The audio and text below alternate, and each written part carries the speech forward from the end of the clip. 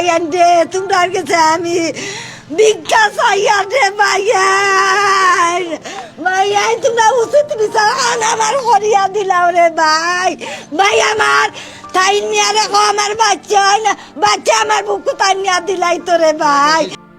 সিলেটের বিশ্বনাথ উপজেলায় মোহাম্মদ সাইম নামের এক কিশোরের ঝুলন্ত মরদেহ উদ্ধার করেছে পুলিশ। ঘটনাটি ঘটেছে গতকাল ২৭ নভেম্বর বুধবার রাত ৯:৩০টার দিকে উপজেলার জানাইয়ার নোয়াগাঁও গ্রামে। নিহত সাইম ওই এলাকার নিজাম উদ্দিনের ছেলে।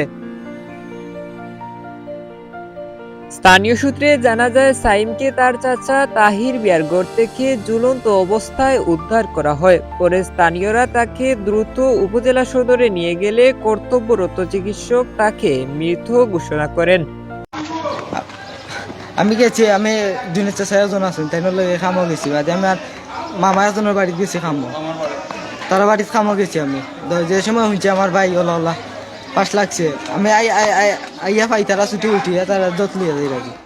৯টার সময় ফোন হওয়া বাদে আমি তাই না রুমে আসলাম আমি আর বাবি আমরা দুইজন রুমের ভিতরে আসলাম রুমের ভিতরে থাকা বাদে ওটা আমি ফোন দিছে আমাদের পাশের ঘরের একজন মহিলার গেছে মানে আব্দুল সালাম জেনে তাইনোর বোর গেছে ফোন দিছ আমরা গেছে আইনা দেওয়া বাদে কইরা আর কি তোমার ফুয়া হয় কইরা আমার ফুয়া তো বাড়িয়া গেছে গি হতে আমার তারেকর লগে মনে হয় খেলাত গেছে গি তে আচ্ছা তে রাখি দে আমার ফুয়াও আইছে না বাড়ির ওখান কইয়া রাখিচ্ছ এর বাদে আমরা ফুড়ি নানি ও গর্তনে আইয়া আমরা বারোরে ফুড়ি আইয়া কইরা আর কি আপনার আমরা গেছে আইয়া কইরা আর কি কথা কইরা ও চাচি তোমার ফুয়া ফাঁস লাগাই দিছে ও আমরা দৌড়িয়া বাড়িয়া যাই গিয়া দেখি কেন মাঝে ১০-১২ জন পুরুষ আসই আর বাড়ি অন্ধকার অবস্থায় আর আমার হরি একজন জেনে যে আমরা বাড়িতে না গেছেন তাইন কইরা তোমার তাইনোর সাইম ফাঁস লাগি গেছে তোমরা বাহরো মানে আমরা দুইজন জি ১০-১২ জন আমরা পুরুষ চিনি না আমরা দুইজন পুরুষে চিনছি আমি কই একজন হইছে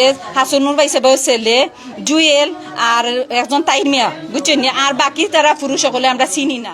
উড়নাটা দিয়া এই সিলিংগর যে ফ্যানের ফুগ আছে ফ্যানের ফুগুলো একটু হয়ে তারা আর সে ওয়ালোর লগে এই নমুনায় ওয়ালোর লগে জানালার মধ্যে সে জখা সেইখানে সাথে আর জয়গাতা ফাও লাগিয়েছে সুপার সাথে। বিশ্বনাথ থানার ওসি রুবেল মিয়া জানান কিশোরের মরদেহ তার চাচার ঘর থেকে উদ্ধার করা হয়েছে, তবে শরীরে কোনো আঘাতের চিহ্ন পাওয়া যায়নি। লাশ ময়নাতদন্তের জন্য Sylhet MAG Usmani medical college হাসপাতালে পাঠানো হয়েছে। তিনি আরো বলেন এটি হত্যা নাকি অন্য কোনো কারণ তা তদন্ত করে দেখা হচ্ছে। এজন্য নিহতের পরিবারের সদস্য ও বাড়ির মালিককে জিজ্ঞাসাবাদ করা হচ্ছে। উবিদুল্লাহ তালুকদার, ভয়েস অব চকিগঞ্জ,